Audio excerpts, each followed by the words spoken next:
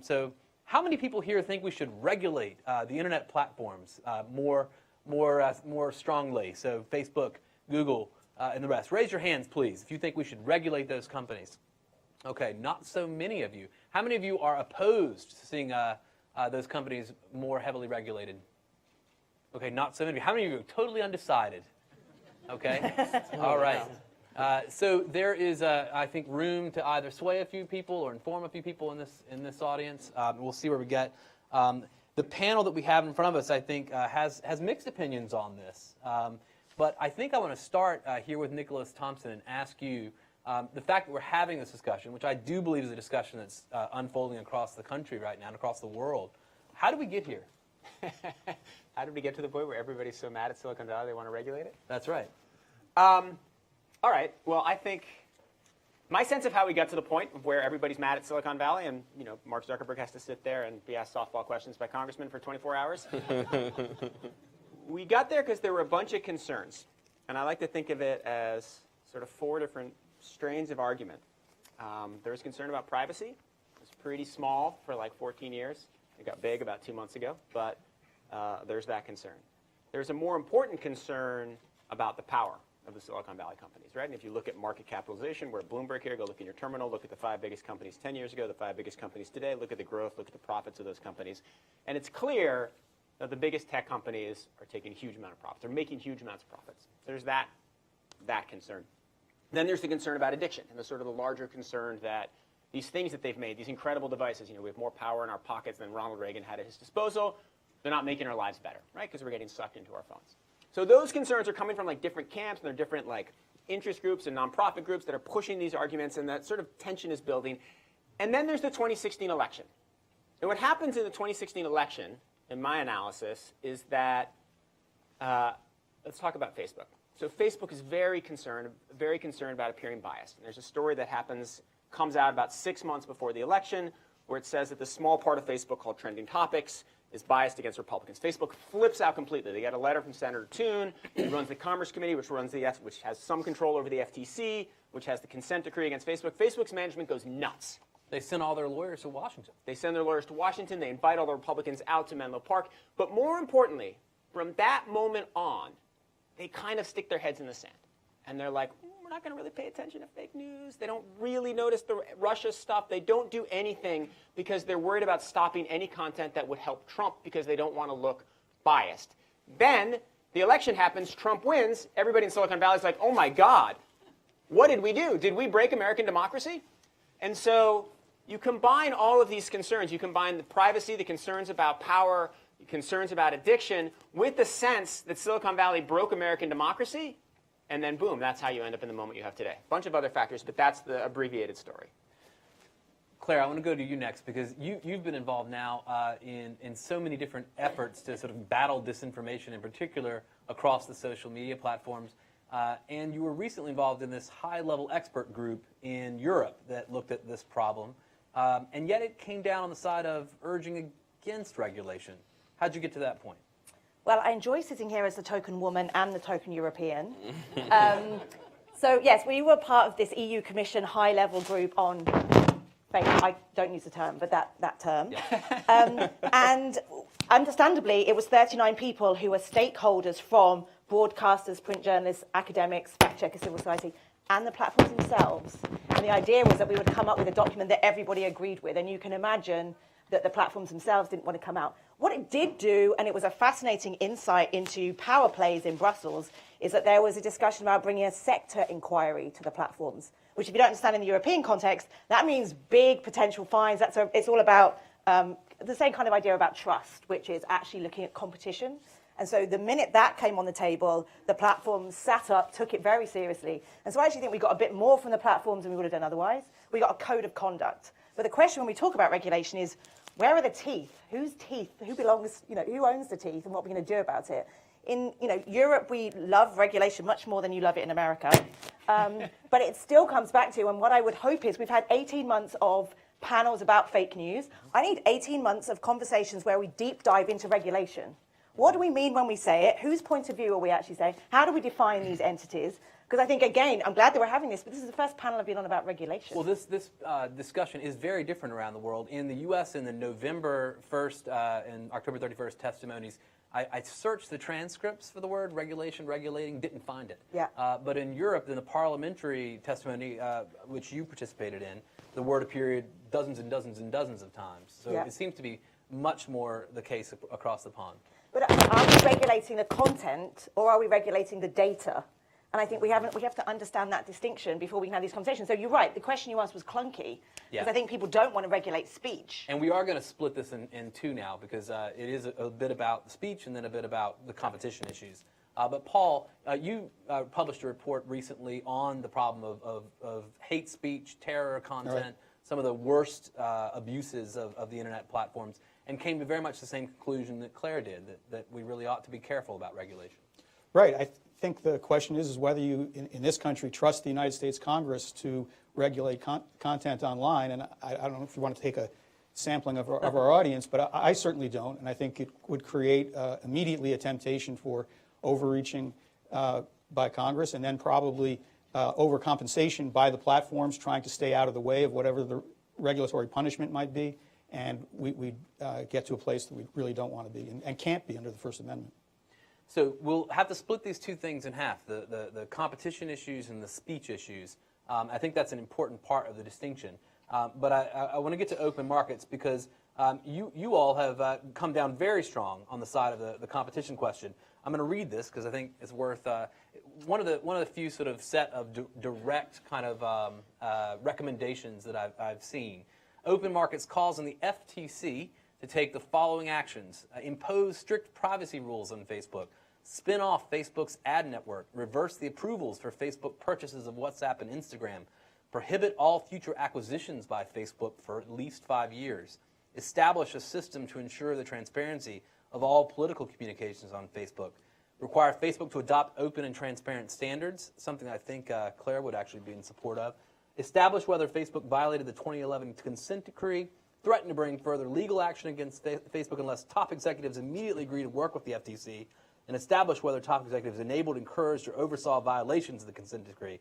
Is there anything else you want to throw in there? Well, it's a long list of harms we've got, so we've got a long list of policy recommendations. I think since then, one I've been thinking about is potentially blocking Facebook and Google from entering new markets. Facebook the other day discussed going into dating, which I think is an interesting example of how Facebook has gotten to its current position by being a communications service provider that hoovers up a ton of data about the people who use that service, and that gives it a massive competitive advantage over anybody else in dating. So that's something I'd add. But one thing I'd note is that none of those policy things really touch on speech per se. What they do is they're designed to structure the system in which speech occurs, right? We're looking for creating a media system where free speech and a free press can thrive. We're not interested in regulating speech itself, but rather creating that context. So that's part of the issue we've got, is what the first panel was talking about, this sort of issue we've got where human judgment, speed, information, it's all kind of in a muddle at the moment. And Claire, what do you think? We need more humans involved in the mix, and is regulation part of that? Yeah, I mean, one thing after hearing Zuckerberg talk in front of Congress was every second sentence involved is, okay, AI will solve all of our problems. We are going to get there, but that's based on how good our training data is. We're only going to have good training data if we've got humans there. And the great new book, Algorithms of Oppression, you only have to read that for one chapter to recognize, it's not that we have racist engineers in Silicon Valley. We just have engineers who haven't necessarily thought this through. And my favorite story is if you Google CEO on Google Images, you actually get all men. The only woman is CEO Barbie. Like, until we recognize that, we need humans on top of the incredible machines that are being built, because in order to do this at scale, we're going to need that. But just to go back in terms of how do we regulate data as opposed to speech, speech in the European context is very different to the US context. Your First Amendment, I don't want to touch that. But how could we even think about a global solution to this? And in America, we like to think about America, but this is a global problem. And, the piece in the New York Times about Sri Lanka the other day, I think, made everybody understand the impact of Facebook in Sri Lanka, and Myanmar, we know. So if we're thinking about regulation, how can we think about a global response? And we can't think about speech in that context because it's too contextual. It's our First Amendment, Claire. I want to say something about the proposals from Open Markets. I think they're a really good job. There's a spectrum of regulation. Maybe one way to think about it is like, on the easy side, there's stuff like Honest Ads Act, right? That's the legislation by Mark Warner that you should have sort of similar disclosures on tech advertisements and television advertisements. There's the transparency of algorithms, transparency of communications, transparency of political donations. That's stuff that open markets has talked about. That stuff you should definitely do, right? If you do it, if you have smart people putting it together, you can probably get good regulation that makes everything better. In the middle, you've got like GDPR, privacy regulations, you've got the German hate speech regulation. That's really hard, right? If you do it right, you can improve some things with some cost. If you do it wrong, you make a lot of things worse while making a few things better. Then on the far end, you've got let's split the companies up. Let's spin off Instagram. Let's split up WhatsApp. Let's stop all acquisitions, right? So you have like the antitrust competition stuff. That, I mean, my position would be given the way our current government works, the people in charge of our government, in charge of Congress and the Senate, in charge of our Department of Justice, the Antitrust Division, the capacity of them to split up these tech companies, which have done all kinds of wonderful things while also doing harm, I would not trust at all. So my perspective is, yes, okay, let's really debate it. Let's have lots of panels, lots of discussions. No. Well, I think, on the point of competition policy, I think one useful thing that we think about is that the U.S. has been here before. We've faced dominant communication service providers before in this country. I would have us look at AT&T. In 1913, AT&T was essentially a monopolistic telephone provider that had cornered the market and was one by one crushing independent phone companies and ensuring that it had dominated the market. In 1913, after Woodrow Wilson was elected, the U.S. government entered into a consent decree with AT&T by which it ordered the company to spin off Western Union. It blocked the company from acquiring independent telephone operators, which was the only kind of acquisition that AT&T was doing. So we can understand that as a block on future acquisitions. And it said you have to open up your system so that independent telephone operators could access the AT&T long-distance system, which was, of course, the center of the Bell system. So we've been here before. We have split up these companies, and we still had a really successful telephone market. We still had actually really great penetration of the telephone as a technology. And so while it is hard to imagine the Antitrust Division or the FTC doing this today, the truth is we have done it before, and we've done it more recently. The government also did a 1956 consent decree with AT&T, which also helped create a more competitive market. So our encouragement is to say, let's not only consider competition policy, but consider competition policy within the context of U.S. history. Where have we been? Where have we been before? And what lessons can we take from that? Paul, do you have a view on antitrust? Yeah, I wouldn't rule it out by any means. I think it's something that needs to be taken case by case, and I think the size and market reach of a company like Facebook is a cause for concern, not necessarily to go in and break it up into 1,000 little pieces, but if the next acquisition were to tip it over the edge of having something close to a monopoly, then that would be problematic and deserves to be considered. And certainly Facebook and Google, I mean, one of the things that in the media space, of course, they seem to be gobbling up all the growth, and that's obviously to the detriment of the media ecosystem. Is it your view that also that artificial intelligence and their capability there kind of puts them in a different place vis-a-vis competition? Well, I would think that maybe it's the opposite, that the ability to invent new types of AI and other tools of that sort would actually be an argument that they're constantly facing competitive threats of various sorts. At least I'm sure that would be what Zuckerberg's lawyers would argue. But you could also make the counter argument that AI traditionally, or as it's constituted now, really works on giant data sets. And so it's actually just a way of consolidating power. The companies that have all the data are going to build the best AI, and they're going to get even more data, and they're going to build better AI, and they're going to get more money, they're going to get more data, acquire more companies. So it's only going to sort of strengthen and consolidate, which would be the opposite. Yeah. So Nick, what do you think right now is the calculus inside these companies with regard to regulation? What are we seeing them do in response to the fact that this discussion is beginning to unfold around the world? We're seeing them trying to win. They know that regulation is a battle of public opinion. So you're going to see a lot of advertisements. You're going to see a lot of media outreach. You're going to see a lot of things that you do to try to change public opinion. You're going to see a lot of lobbyists because there's an inside game too. And then you're going to see a lot of self-regulation to try to get out ahead. So then somebody says, hey, you need to change the way your ad policies work. Oh, wait, we already changed our ad policies. So you'll see public inside DC, and you'll also see the stuff that is good, self-regulation. Like the changes that Facebook has made, the changes that these companies have made, for the most part, are very beneficial. They don't go far enough, but they're good. Claire, you watching the self-regulation is something that you encourage in the expert group's report. Are you seeing enough of it happen at the moment to give you confidence that these companies have turned the turn the corner? I mean, would have to say, when historians look back, I completely agree with you about the trending stories, because also at that point it made Facebook think they'd only really got good press up until then. It was the first time that they really got hauled over the coals, and they put their head in the sand because like, we can't really trust the press. They stopped going to journalism conferences. But I would say if we look back over the last year, when we've seen the best self-regulation, it's after journalists have done great work. I mean, journalists like Julia Angrin or Craig Silverman, or, you know, there's a bunch of really great people that have actually Jonathan Albright. Yeah, Jonathan Albright, who have actually found stuff, you know, looked at the data that was accessible and like, and we're finding a bunch of stuff here that Facebook themselves are saying that they can't. And every time, you know, YouTube had kind of got a free ride until end of January, beginning of February. A couple of great pieces came out. Juniper Downs got, again, in front of the select committee in DC, got, you know, really pulled apart. And we saw YouTube say, well, we're going to do something about our recommendation algorithms. So I actually think when we look back over the last year, it's because journalists have put pressure on them and they have moved. Even in Ireland, at the moment, we're about to have a referendum around abortion. It's been people on Twitter, journalists pointing out that American money is going in to pay for ads in Ireland, a little bit the Russians paying for ads in America, and saying this isn't right, what's going on? And as a response, we've seen Google and Facebook take action in Ireland. So that's why we have to keep putting pressure on them, because it's the only thing I'm seeing that's moving the needle in terms of self-regulation. One thing you pushed quite a lot in that report, and that you've talked about even in your testimony in front of Parliament, is this idea of we need access to the information, we need to get into the algorithms, we need access to the data. What do you want? So not really access to the algorithms, because of course they just say it's our secret source. But what we need to see is transparency around the output. And that's what the journalists have been doing, essentially saying, well, let's look at the YouTube recommendation agent. Oh, funnily enough, all we see is recommendation of more white supremacist videos. So once you have that, but we need access to that, and there needs to be an independent auditing association, whether it's academics, whoever it is. Facebook have just come out and said they're going to have a panel which academics can apply for data. Sounds great, lovely headlines.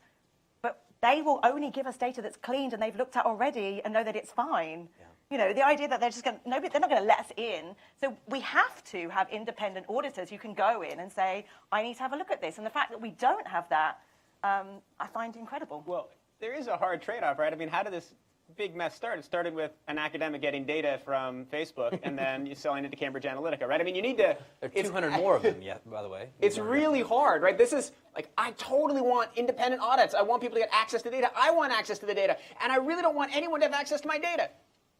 And it's a tension. Yeah. And Facebook is working through this, but you're completely right. It's a solvable problem, but it's a legit problem right now. Isn't that part of the issue that a lot of these seem like solvable problems? I'm always struck by the fact that it seems like the only entity that can't spot a bot on Twitter is Twitter.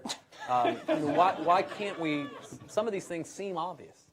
Well, I think our answer to that is that we look at this, and Louis Brandeis had this term of absentee management, that once a business gets too big, it's essentially impossible to manage it effectively. And I think we're seeing that in YouTube, Facebook, Google, Twitter, all of these companies. They're simply too big to manage. And so this is why they always talk about AI and artificial intelligence and how they're going to fix this, because they simply do not have the human power to actually address this. And we think that that argues for, you know, kind of knocking them down to size, you know, creating companies or, you know, using antitrust law to break companies up to the point where they're actually manageable, not just manageable by their own CEOs, but manageable by government. And I'd like to go back to the example of Ireland, because I think that's a really good example so what Ireland did is that they've got this this vote on a rule that would essentially legalize abortion, right? You know, and so Google and Facebook, noting that, you know, there was some outside money coming in and funding ads, Facebook shut off ads from outside forces, outside, you know, groups that are paying it. So if you're a, you know, American, and Google shut off, as far as I'm concerned, as far as I remember, all ads. They shut off all ads. Now that's really interesting. It's a private company shutting off a huge amount of online political ads. Now maybe that's for the best, but at the end of the day, this is a corporation. This is not a government. This is a corporation deciding what ads should be, you know, part of the public discourse in this thing. That's an issue of public importance and something that should be up to democratic majorities, not up to a corporation that has essentially a monopoly over the advertising business. And so that's kind of what we look at is, what is the structure of this company and how is this implicating it? And so we're not necessarily opposed to Google and Facebook making decisions about what ads to let through, rather just that when they make those decisions, Facebook and Google should not be so big that they suddenly knock off, you know, most of online advertising for this thing. We're going to open it up to questions from the audience in just a moment, but Paul, I just wanted to give you a shot on this. You worry about unintended consequences of regulation in that report. What are some of those that you could imagine happening? Well, I think the main possibility is overcompensation, actually, by the platforms. You put a rule in, and then in order to avoid whatever penalty you attach to the rule, the companies go even further than they need to, and I think you just see a diminishment of free expression. I mean, I don't think it's more complicated than that. Okay. All right, so I'm going to take some questions from the audience. We've got mics that are running around. I've got one right up here in the front, and then I'll come here. And if you wouldn't mind, just identify yourself. Sure.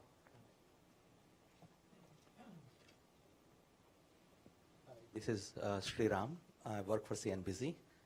Not on the media side of it, just on the tech side of it. I heard a couple of things right in this discussion. One is that data, right? Data is the key. How do you control the data? Second thing I heard is that privacy, right? Like if you open up the data, what are the issues with privacy? And third thing is that how do we process the data, right? Using AI, right? I mean, that's the mantra now, right? The universal acceptance that we can't control the data, AI has to control the data, right? So what I want to hear from you is that because there is, with the blockchain, right, that you have a distributed data ledger, right, where you can distribute the data and you can apply AI on top of it just to address the concerns, right? If like a Facebook is holding the data, right? I don't have the answers. I'm just trying to pose some questions. Is that if you can break up the data, like make the data democratized. Okay. By, So and that is something that people have suggested, that maybe data portability or getting to that unit of information that these companies are trading on, somehow making that portable would introduce more competition into the system. Nick, do you have a view on that? Will blockchain save us? Well, I think those are two separate things. A, you could have more data portability, which could lead to more competition, right? The one example that's cited recently is the privacy protections that Facebook implemented made it harder for people to build social dating networks on top of Facebook data, right? They actually would make it harder for the next Tinder to start, right? So if you have weaker privacy controls on Facebook, it's easier to start a competitor, which may be good. On the blockchain, super interesting point.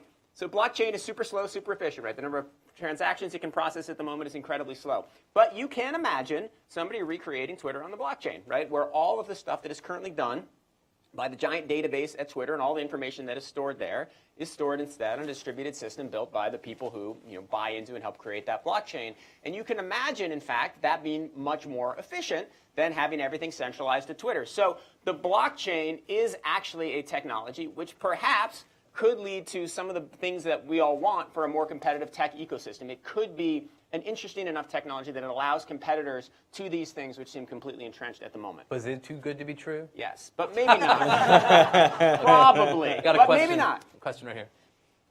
Hi, thanks. My name is Jeff Wise. I'm a freelance science journalist. We're talking about how the system works, the media ecosystem works, what we should do to make it better.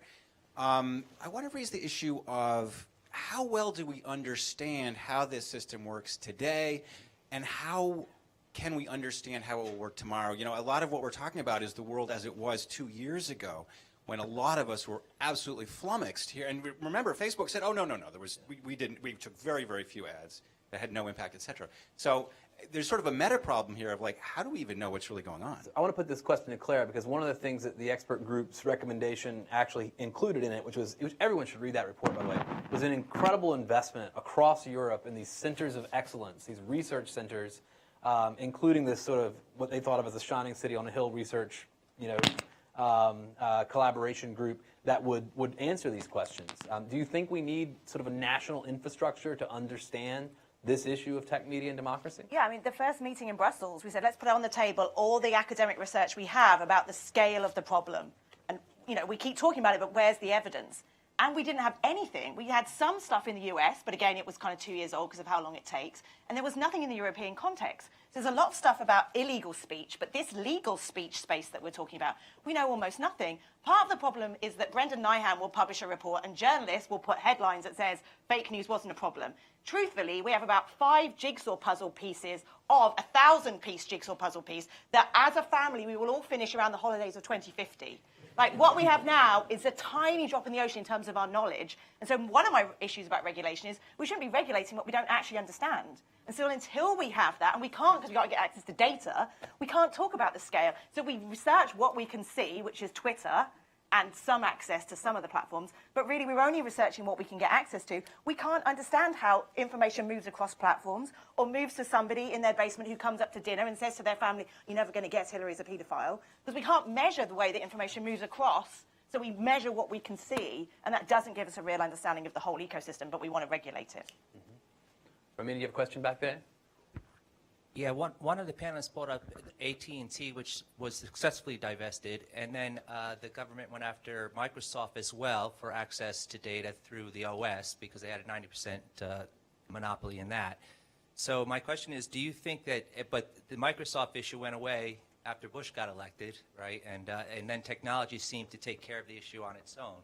Do you think that technology here, advancement of technology can take care of this problem naturally without regulation? And also, as part of that, should the Telecom Act of 1996 be readdressed where they allowed ownership to be broader for individual companies across access to data and media? Yeah, so I don't think technology is going to solve this problem. Technology generally doesn't solve political problems. And these are political problems that involve political principles. Secondarily, I do think we should reconsider the Telecom Act of 1996, less because it applies to the big tech platforms that we're talking about here, but rather because it allowed for a consolidation of the media system that I think we ought to regret. Truthfully, I think we should have a more decentralized, diverse media system. And the Telecom Act of 96 essentially broke down all of the walls that kept media businesses from entering different markets, so that used to be you could just do radio or you could just do newspaper. And then the Telecom Act of 96 allowed a couple of corporations to essentially roll this all up. And the AT&T Time Warner merger, for instance, which is kind of an egregious example of this underlying issue, is but one small example of this much larger problem that we've had since 96. So yes, I do think we should reconsider it now. Paul or Nick, do you want to jump in there? Go ahead. Sounds right. No, Okay. yeah. Another question from the audience? I've got one right here.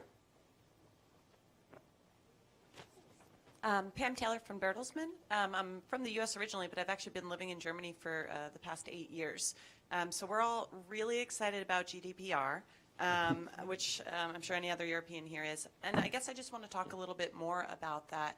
You know, how is that impacting American-based tech companies? It seems like there's some hope maybe for self-regulation, but what kind of learnings can we take away from it? What kind of things do we think are not going to work here?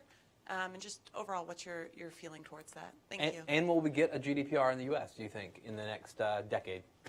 Nick?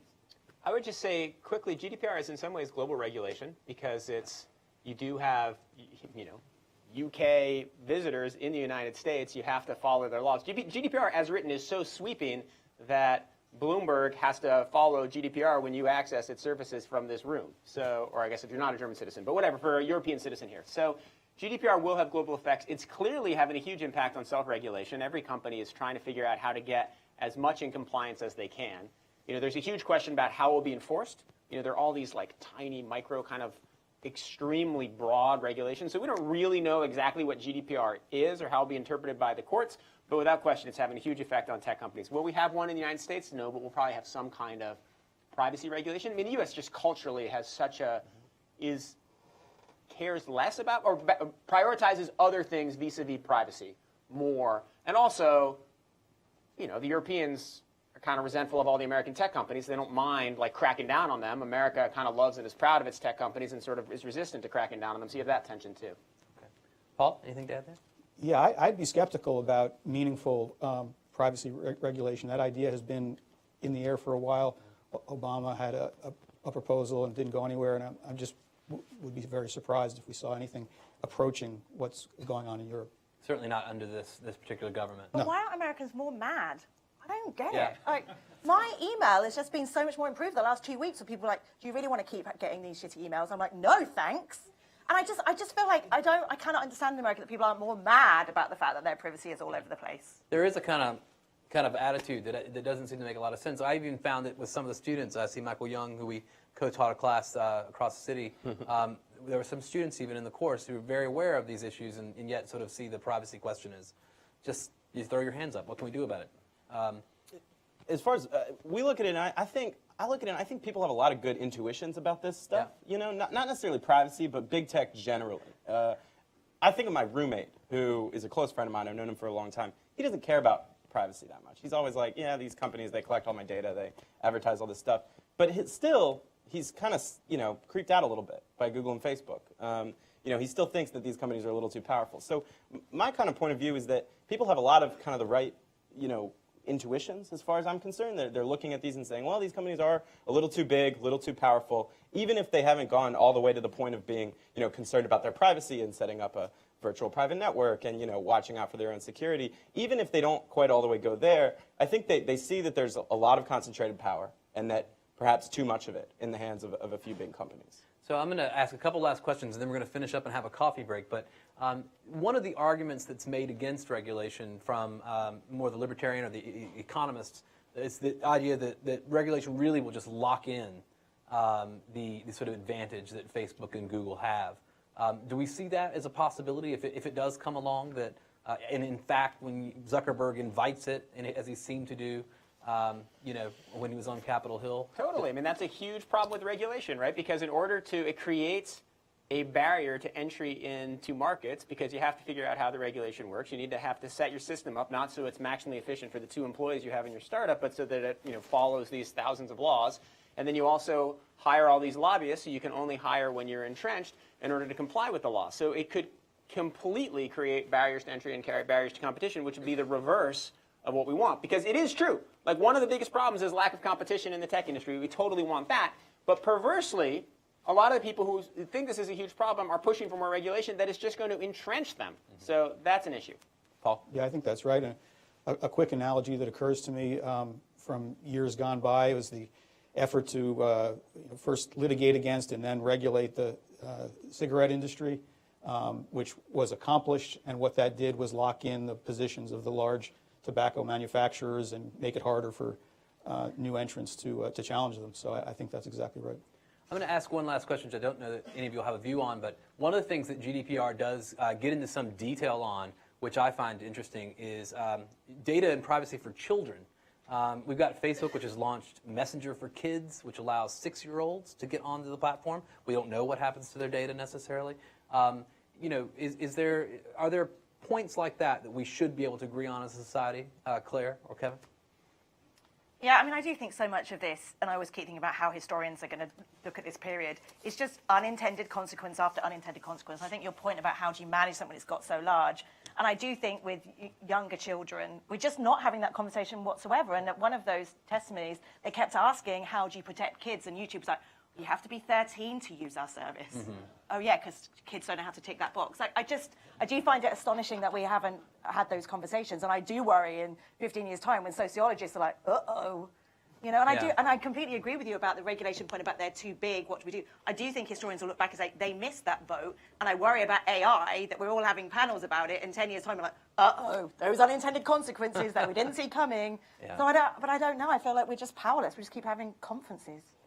Well, what should we do as activists then, Claire, if there are some in the room? We just have to find mechanisms that are not another Slack channel to talk to each other and actually do something. And I do think, hearing about how, Justin, you're an example of this, which is how do we do more of picking up the phone, having conversations, writing stuff that actually is meaningful, doing more journalism that is moving the needle. I do think that stuff does matter. So, I mean, I can be facetious about it, but I think, we do talk, but a little bit more action. What else should we do?